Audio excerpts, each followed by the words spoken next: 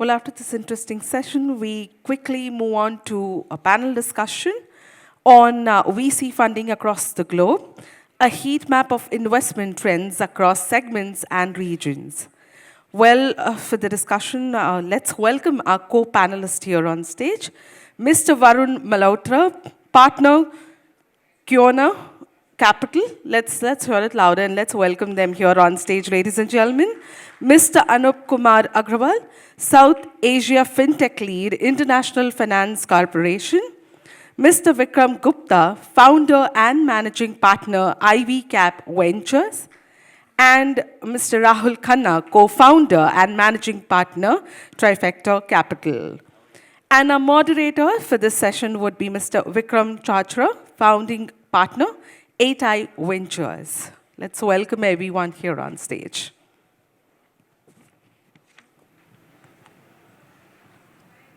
Good afternoon, everybody.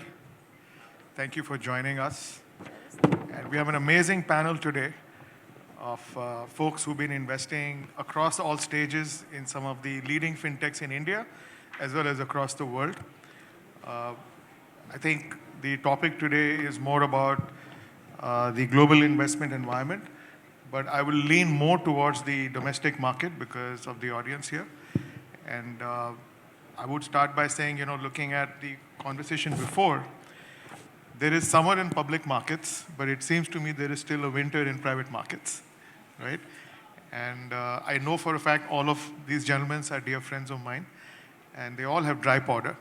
So today our goal will be to understand where are they investing, what is it that they look for, and I will encourage them to also speak a little bit about possibly their most recent investment in this environment, what led them to that investment, or maybe a portfolio company that is raising or raised capital recently, right? So the idea is to illuminate who's raising money as opposed to saying there is no funding happening. I'll do a brief introduction to myself. What I would suggest is we do quick introductions and then we'll jump into, rather than just talk about broad trends, let's talk about actionables. So I'm the founding partner of 8i Ventures, which is an early stage fund focused on fintech opportunities as well as consumer. We tend to write the first check. Over to Anup. I am Anup Agarwal. I lead fintech investments for IFC South Asia. IFC is part of World Bank Group, and we are one of the largest DFIs with strong focus on financial inclusion. Hi, I'm Rahul Khanna. I'm the co-founder of a firm called Trifecta Capital. We started out by doing venture debt back in 2015, and then in 2021 we added a growth equity strategy as well. In the last 8.5 years, we've done about 6,000 crores of credit into the venture debt ecosystem and about 1,200 crores by way of growth equity. Vikram Gupta. I run a venture capital fund called IvyCap Ventures. We're currently investing from a third fund, which is $250 million. We do seed to Series A, up to Series B as well. We have a fintech portfolio as well, companies like FT Cash, Lendbox, FingPay, and very recently GradRight. Hi, I'm Varun Malhotra. I co-lead India and Southeast Asia investments for Quona Capital.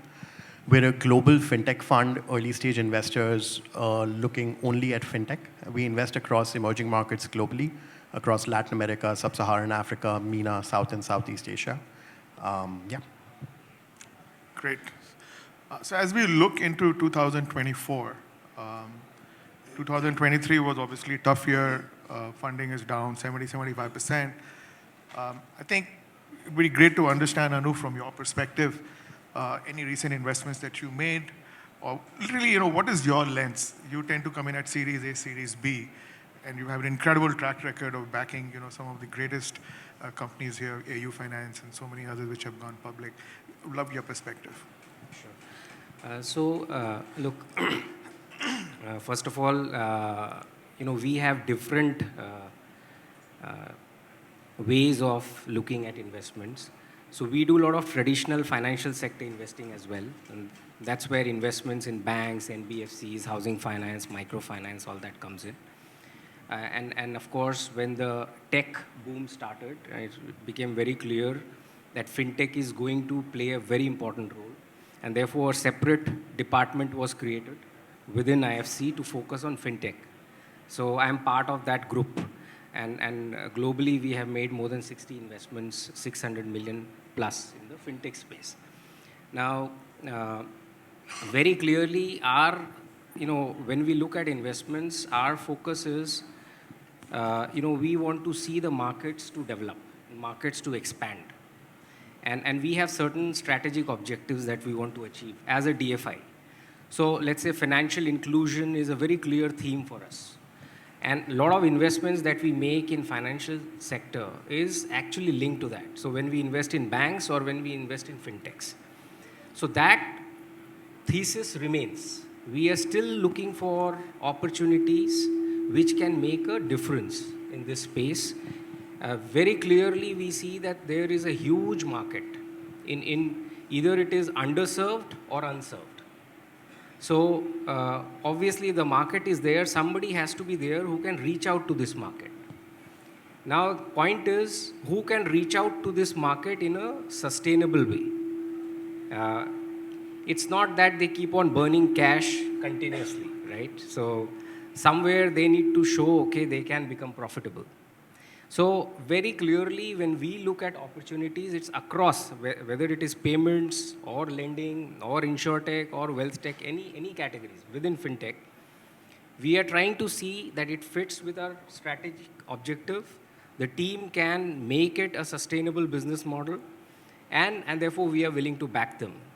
Despite COVID, despite whatever is happening, we are still looking at opportunities, and we have made investments. During COVID, we invested in a company called Onsite Go, and the founder was extremely happy, when he actually saw, okay, IFC cleared the proposal when it was like nothing was happening in the world, right? Everything had stopped.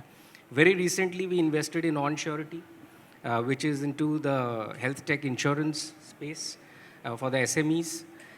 We also invested in a couple of supply chain financing platforms like Mintify, Viana. So all these are happening in the last 3-4 years. They happened, and we are looking at more and more. Are you looking at any specific gross margin threshold, growth numbers? Like, what is it that is needed from a commercial standpoint? See, here the question is the path and at what stage you are looking at. So some companies who are a bit early, obviously, the margins could be low, right? Very clearly from unit economics point of view, it should be positive margin business. The question is, if it is low right now, can it sort of become reasonable going forward? That's the key. Initially when you build businesses, obviously you'll have to spend, to acquire business. There would be certain types of costs which would be linked. But at some stage, you should have that visibility, that they can reach a certain number, and therefore it becomes, they can make an impact. One thing is very clear, that if a business is not profitable, then it can't sustain for long. And that's where it becomes important for us. So no specific numbers. No specific. We are looking at the direction. Great. I think that's a good summary of the way Anup has been investing. Rahul, you provide venture debt as well as equity now, growth equity. It'd be interesting to understand your perspective, what led to the growth equity fund, and how everything kind of ties together. Sure. So, I mentioned we've done about 6,000 crores of credit. I'd say roughly 1,500 to 2,000 of that has been into the fintech ecosystem. So when we think about fintech, we think about credit, insurance, investing, and wealth, right? And then, of course, we think about platforms, payments, and things like that. So we've had a pretty good run. We've dodged a lot of bullets. And so we've allocated capital as the waves of venture have flown into different segments of the market. We've tended to follow as those businesses mature, start to demonstrate some ability to attract customers, service those customers, collect from those customers. So depending on the business model, we look for different markers. I'd say the way that we now believe the market is sitting is either you sell to a regulated entity, you sell on behalf of a regulated entity, or you become a regulated entity. So I think from a business model standpoint, there was a lot of companies flirting on the margins of those, right? They really were pretending to be a regulated entity or were behaving like one, but not really fulfilling the mandate of what it needs to be that. So I think, of late, particularly in the last year and a half, as we've seen, the regulator has stepped in a much more meaningful manner. And historically, innovation and regulation have sort of not necessarily been on the same page, because a lot of what fintech companies were trying to do was get into segments that were not served, get into business propositions that didn't have the appropriate coverage. So I think that those two worlds have met now. I don't see a lot of enthusiasm from the venture community on very early stage credit opportunities. I think insurance is one lap behind, so there's still a fair amount of excitement about insurtech. We've done a few things in wealth tech. Anup and I were talking about the fact that it's a slow burn, slow build business. It tends to have a margin profile that is 1-2%, so you have to really have scale. And then on the platform side, candidly, again, the regulator has played their hand, and so either you are appropriately licensed or you're out of business. So I think it's made investing harder, which is why, the tap has closed significantly. I think if you look at global trends from 100 billion in fintech to 50 billion in fintech, of that last year, 25 billion was in the US. Maybe 4 or 5 billion came to India last year in terms of fintech investing. So I think we have to recognize that we're now playing within a role of a regulator.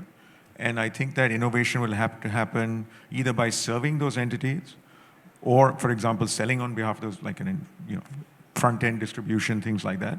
Or then just embracing the challenge of being which then makes it harder for venture folks, particularly if it's balance sheet driven. Then the economics look very different, right? So now the lens we wear when we're doing venture debt is we have to see some scale. To Anup's point, it's very hard if we're going to put credit into a business that's losing money, and that business model is not proven. We tend to shy away from that. And on the growth side, we're definitely looking at much more mature, I'd say profitable businesses still growing at 30-40%, which have a path to an IPO in 2-3 years. Great. Vikram, turning to you, you have obviously a more generalist approach, but you do invest in fintech. So you have a choice. You can say there's all this regulatory action that is happening. Should I shy away? Should I double down? How are you thinking about it when you look at portfolio allocation towards fintech? No, our approach is a very people-focused approach. So we believe that the success of any business depends on the quality of the team, and that's why we started the whole the fund business through the IIT alumni model. So we actually created this IIT Alumni Trust with a substantial capital coming from the alumni of the IITs, and we give back part of our profits from the carry back to the IITs as endowment. And that process, we are able to meet a very large number of entrepreneurs from across the IITs, and now IIMs, ISB, BITS, and we are adding institutions like that with the give back attached to that, because of which we get access to good quality entrepreneurs. So we focus on entrepreneur first, and then look at the opportunity behind that. And this has actually worked very well for us. And of course, fintech is a very important opportunity for us. And I think since we're talking about the global trends, and I have actually, before even starting IvyCap, I was trying to raise a fund with my previous employer. In fact, I've almost set up a fund, $200 million fund, a Sharia compliant fund out of Middle East. And then 2008 happened, and rest was history. But what I realized was that the Indian regulators and the institutions, were less impacted, and that's the reason 2008 I was able to raise $100 million in India after the crash. And this was primarily from Indian institutions. There was large insurance companies and banks and insurance companies who invested in that fund, and they continue to support us over a period of time in IvyCap, Fund 1, Fund 2, Fund 3. And one thing which I see unique to the Indian ecosystem is how the regulations, basically direct the entire ecosystem. And I think sometimes these regulations are too conservative. Sometimes they are too kind of aggressive, and then, of course, they change over time. But I think India is a little bit insulated market as compared to the global markets when it comes to fintech as an area. We've seen, in fact, Middle East, we're seeing a lot of activity happening now. We've seen what's happening in the US. But I'm quite excited that when we look at, if you look at our portfolio, we have companies that actually scaled up quite substantially. And even, companies that are not directly in fintech, Bluestone, for example, has come up with very interesting fintech products to help the consumer be able to buy the kind of jewelry they're trying to buy, maybe save for their marriages or things like those. Even Celsius, which is a cold chain logistics company, is actually helping build capacities, cold chain capacities, by actually helping them get financing. So there are these kind of models which are there, even if it is not like a fintech company, but building a fintech support to basically solve a problem which is an unsolved problem. But I think eventually it comes down to the right execution of that, because India has huge opportunity across multiple sectors. So I think one has to really identify the right opportunity with the right teams, and therefore, then help them scale up their businesses. Great. I think what your perspective might be that every company in the future is a fintech of some way or the other, right? It's as an enabler or whatever. Great perspective. Varun, you obviously invest, your fund is a global fund dedicated to fintech, investing across the world. So you sit on a global IC panel as well. It would be helpful to understand which regions are attracting capital as usual versus do you think everything is down? Your perspective in terms of comparing what's going on within your markets would be very helpful. Yeah, no, absolutely, Vikram. And this global vantage point is super helpful to sort of compare, contrast trends that take place. Just to give it a little bit of perspective, we manage about $750 million in AUM across 3 funds. And it's all seed to Series A is the entry point for us. Obviously, several of our companies have scaled at the growth stage. Some have gone public, some on the verge of going public. So we also get an interesting view across the capital stack, not just early stage investments across all the markets that we operate in. About 75% of our portfolio is really concentrated across India, Indonesia, Brazil, Mexico, South Africa, which are the largest markets under our coverage. Even though 75 portfolio companies are active across 14 different countries. I think separating out these 5 from the more frontier markets is first of all important for us, because the frontier markets are at the different stages of evolution itself, different types of liquidity that's available, different depths of local ecosystem.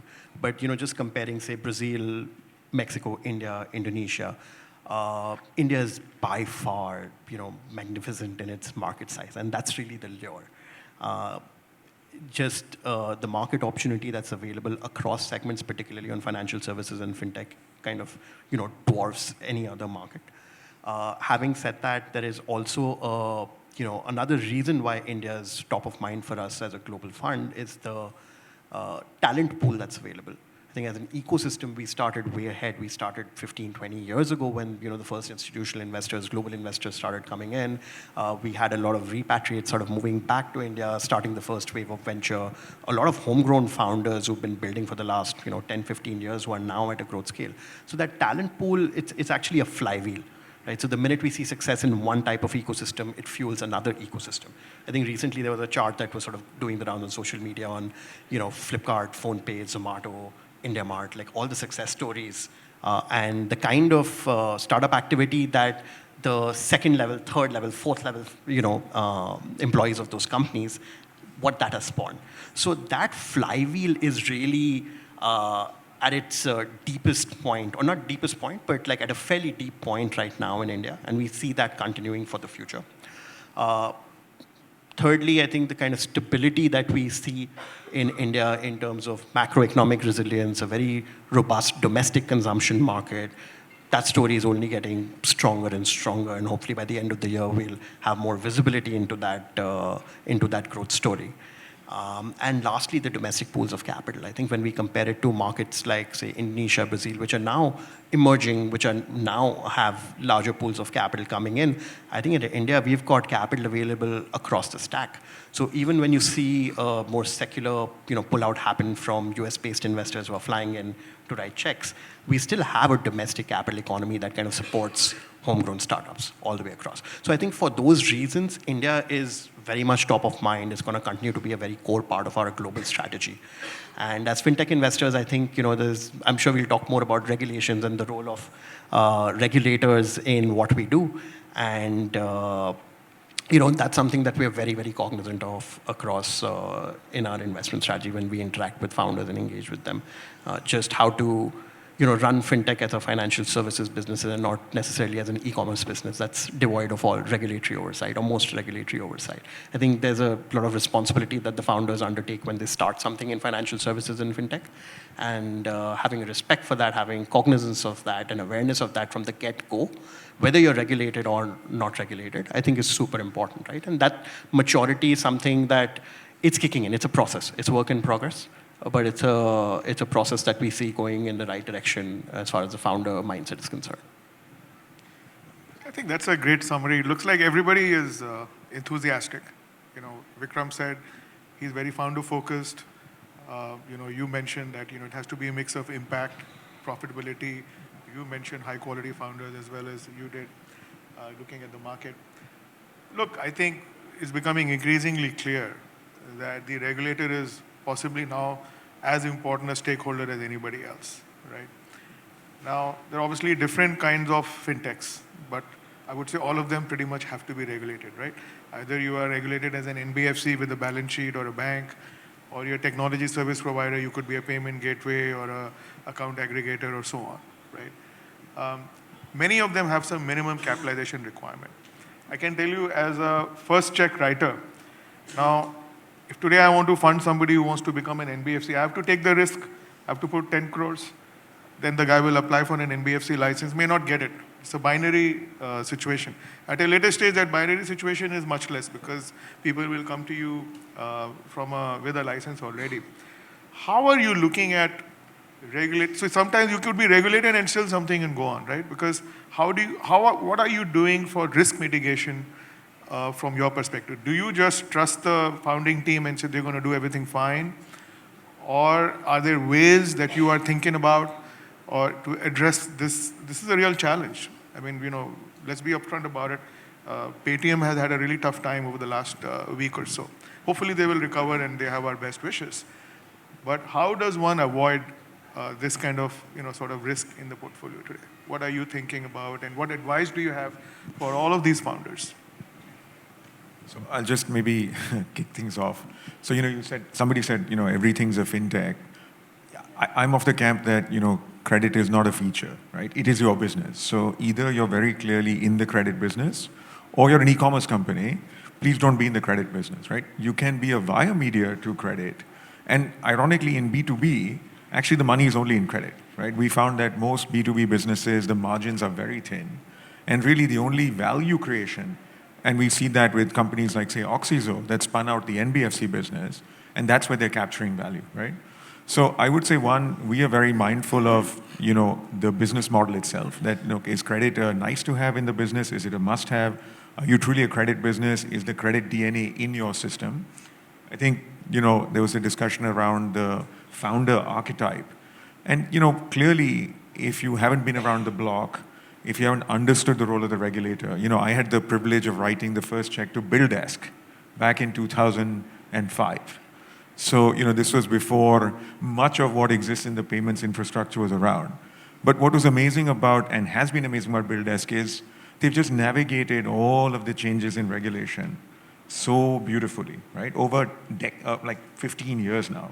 So I think you look for founders who appreciate the role of the regulator, who can understand, where the winds are blowing, and don't try and get too far ahead of the curve, right? So I think being too clever in this ecosystem hasn't worked out. Anup, what's your view on this? Yeah, I'll basically put it like this. See, for us, compliance is very important. Because, having invested in more than 1,000 financial sector entities globally, very clearly, this business touches people at different levels, and therefore it becomes very important from regulatory perspective to see that things are going, as per certain rules, norms. And so when we look at investment opportunities, we come across different types of opportunities. Let's say, and I've been involved in a few, I don't want to name them. Like in some cases, let's say there are institutional investors right from the beginning, who want to set up these type of businesses. So they have that orientation. they know that this is a very important aspect. It can't be ignored. We need to factor in. So there it becomes very easy. We know, okay, it's a tick mark. There's no problem, no risk. The names are good. And then we'll see, how things progress. Fortunately, it's worked out well for us. We have got whatever approvals required at different stages. Then we also see on the other extreme some founders who come, who talk about some business models and they have no understanding of regulation. They only understand about, okay, tech, idea, and they will just go and launch. They don't even have a clue that there is something like this that they need to focus. Or even that realization is not there. So very clearly in the first interaction you make out, you give some guidance and just say, okay, be cautious, be careful. And then you leave them aside, wait, for a next round of discussion and ask them, okay, how things are progressing. But then in between you also see that, if you see from the founder perspective, founder has different types of challenges.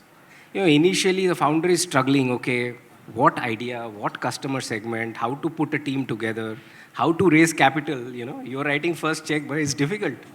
And so he struggles, he or she struggles through this journey, then establishes something. At some stage, realizes, okay, I need to focus on some of these things.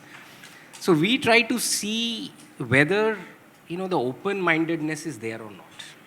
Appreciation is there or not. Willingness to hear is there or not. That's the crux. And then we also say, okay, we are going to help you in this journey. We understand that you have gone through a particular journey, but going forward, if you want to scale up, you will hit a roadblock. And therefore, you need to plan from now.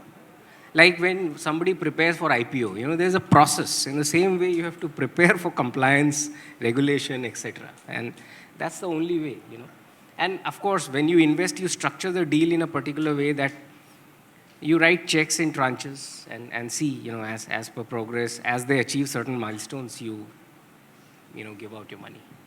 Great perspective. Look, I think just to, one is definitely underscoring the point on appreciation and intent of founders right from the get-go, right? Because that's just DNA. That's not something that you realize when you're a Series C or a pre-IPO company, okay, now I need to comply. It's an intent. It's the way of doing things, right? On top of that, I think as early stage investors focused only on this space, that's something that that's a conversation that we like to engage in with our founders right from the early parts itself, is that how do you set up the right governance structures? If you're running a credit business, you don't need to wait to hit 1,000 crores of assets to then start thinking about what is my ALM committee, what is my credit committee, what's my audit, what's my risk. I think those are foundational elements in any business that you need to start right from the beginning. You might not have a lot to discuss, but having that as an important part of every board discussion and conversation or management update, it underscores the importance of that in the overall business health itself, right? And that's something that we focus on right from the early stage, so that by the time Anup looks at any of our companies, he doesn't have any complaints there. The entire food chain is here. Yes, Vikram. So, interestingly, 2016 January was when the Stand Up India was launched, right? So, and if you remember, the theme of that was "We Unobstacle." And if you listen to that speech of Prime Minister Modi at that time, I think very clearly he said at that time that we want to work based on a model of self-regulations. So, by exceptions. So that means the intent had been set very clearly right from that time. And I see that, impact trickling down to some of the regulators over a period of time. But still, it's a long way to go. I think still, so we have the most important regulators that we have to deal with are SEBI, IRDA, RBI, and tax, right? So these are the four most important regulators. I'm seeing SEBI has matured quite a lot over the last 10 years, substantial maturity. IRDA has also followed in terms of, actually supporting the system in terms of, providing, different ways to, especially the, insurtech startups are now actually finding it slightly easier, but there's still a long way to go. RBI is a very different regulator, I think very, very difficult to deal with as well, very independent in working. But I think at the same time, I'm hearing that they're also very open to listening to suggestions. And most recently, they came up with a very draconian circular, which I'm hearing is also being reconsidered. And then there is tax is something which impacts all the businesses, irrespective of what business you're in, and defines where you operate from, what kind of business, etc. And we are in the long-term business. We are actually, every fund will have a 10-year life, and over that 10-year life, you may have one tax policy today, and by the time you're exiting, you have a very different tax policy, right? So 5 years back, we had 28% long-term capital gains tax. Today we have 20% capital gains tax, and so I think overall direction is positive. There are ups and downs which are happening, but I think as long as you keep your long-term focus in mind, I think hopefully we are heading in the right direction. My sense in this is that we are moving more towards self-regulation. So I think that should take care of every sector largely. I think at this point we have about 5 minutes or so left. I would like to open up the panel to questions from the audience, if there are any questions.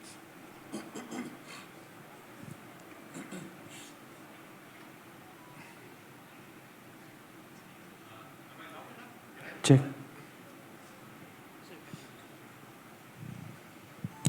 Yeah, this is addressed to the entire panel. RBI has recently come out with this SRO for fintechs. Now, as VCs, what are the concerns? And do you think this is really going to work out? And will an SRO for fintech be a viable option instead of the RBI coming into regulations at every stage? Yeah, I think there are multiple SROs that have been formed, and that's an inherent need that the industry itself has, realized that they need to have to just engage in a more ongoing dialogue with the regulators. So I think it's a very, very positive sign for the industry and a very mature move for the industry to make this push towards SROs over the last couple of years. And it's progressive to also see RBI hopefully respond over the course of the year and recognize some of these SROs. So overall, I think we're seeing this as a very positive and welcome move. What is going to be important is for the industry to align behind SROs, right? I think what will not be beneficial to the industry if there's a lot of fragmentation in the SROs, if there's a lot of fragmentation in creating different SROs, as opposed to aligning, even if there are differences of opinion, even if there are different objectives, trying to figure out a healthy dialogue within the industry to have to make it converge, so that when we engage or when the SRO engages with the regulators, there is at least a uniform voice that goes and engages in that dialogue. And hopefully, look, even from the regulatory shocks that we've been seeing over the last several quarters, I think it'll help mitigate that, right? Because you get into a more dialogue sort of a process rather than an announcement coming in from the regulators. The regulator's role is still going to be to regulate, but at least there is comfort in knowing that the things that we are thinking about and concerned about as regulators are being spoken about, are being recognized with the broader industry, even if there's no active regulation governing that point. So I think a lot of solutions will emerge from the grassroots, from these SROs itself. So it's a very positive and healthy sign for the ecosystem. But are the VCs expecting to play some role, especially when it comes to the investing companies in the SRO? Is there any thoughts on those lines, especially considering that substantial resources are also invested in these companies? Yeah, absolutely. I think as VCs, and especially for someone like us who's looking only at fintech, there's several VCs who've built up fairly sizable portfolios on the fintech side, even if they're more generalist investors. I think as capital providers, our role doesn't just stop at providing capital, right? Just like we engage in active governance with our portfolio companies, even at an industry level, it'll be good to have that voice present in the forum. In what way, shape, or form it happens, we'll figure it out as these things get more fleshed out. But there's definitely a role for capital providers to be part of that conversation. See, also I would add, there is no singular rule book, right, that a fintech can follow. It's like a lot of policies. So I think the SRO can become a body where you can get a lot of clarification. It will become also an educational body, right? You can approach somebody. It's quite intimidating to go approach a supervisor of the RBI for the NBFC department, sir, how do I launch an NBFC, right? You may or may not get a meeting. They're actually usually very open. The first step will become the SRO. And so I think there will be some kind of a rule book for every type of business or a playbook that gets generated. And I think life should get much simpler then, at least from a playbook how to get there. Any further questions? I think we're done. Okay. We can take questions. So there is one question. Yeah. Can we take it off stage? Because, all right, Okay. one last. Let's take one. Sure. So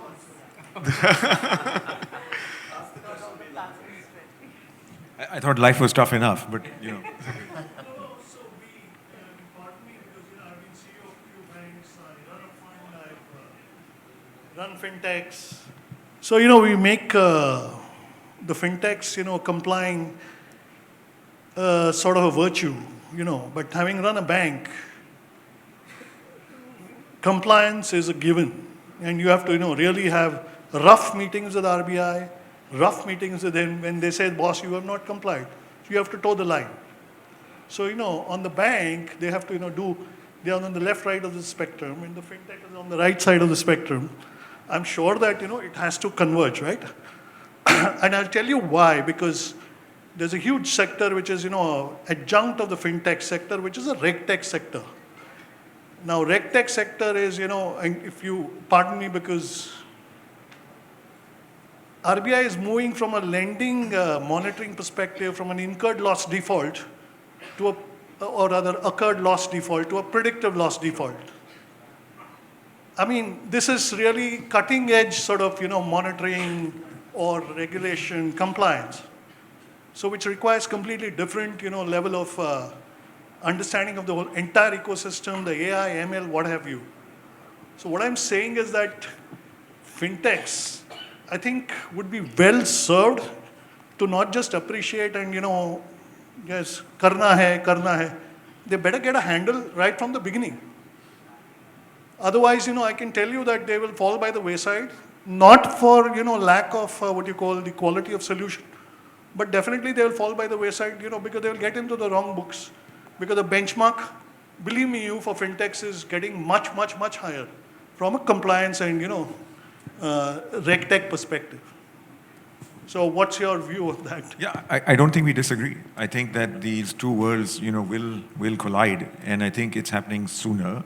And I think rather than trying to react to regulation, I think startups need to be thinking much more proactively, and in a way also helping shape it. Right at the end of the day, when we look at the biases that the government has or the goals the government has, if you can play along directionally, if financial inclusion is a goal, and if protecting the banking sector is an important priority, then, fintechs need to appreciate that, right? And so, unfortunately, Vikram and I are on the other end of it, where we were largely regulated by SEBI, and then last month, RBI showed up and said, you cannot, because you take money from regulated entities, they have to provision for their exposure. So suddenly even the world of SEBI and RBI is now starting to collide, right? So I think we feel it, we agree with you. I don't think that it's hygiene. I think it's something that becomes strategic in terms of engaging with the regulators. So when we look at a founder who knows that way, we reward that. And just want to add one, maybe very short. You mentioned about predicting sort of loss versus incurred loss. And we have seen cases, I don't want to name, other countries, where if things are not, sensed earlier, what happens, it leads to complete collapse later on, which affects everyone adversely. So if one is able to build that system, can gauge things much earlier, cool down things, then again things fall back in place very nicely. It is actually in the interest of the industry to develop the entire industry in the long run. It also saves the smaller players in the process. And I just want to end the note on a more empathetic note towards founders. I think there is no disagreement with what you're saying, but I think as early stage founders, there's always going to be that challenge when you're creating something new, when you're innovating, when no regulations exist to begin with. So what do you comply with, right? And I think that's where the mindset aspect of understanding what is the regulator looking for. They're looking to protect customers. They're looking to protect the institutions themselves. That's as simple as that. That's what it boils down to, right? So if you have an appreciation for that, even if your business is unregulated or does not fall under active regulation, that's the scope for you to build it in the right way, get the industry along, get the ecosystem, get the regulators along, so that when policy is announced, it's more in line with keeping all stakeholder interests in mind. So in summary, I would say raise money from these guys. They understand the space very well. They understand the regulations. Anyway, it's been a fantastic audience, fantastic panel, great perspectives, and thank you for your time. Thank you so much, everyone, for this insightful session. A quick group picture.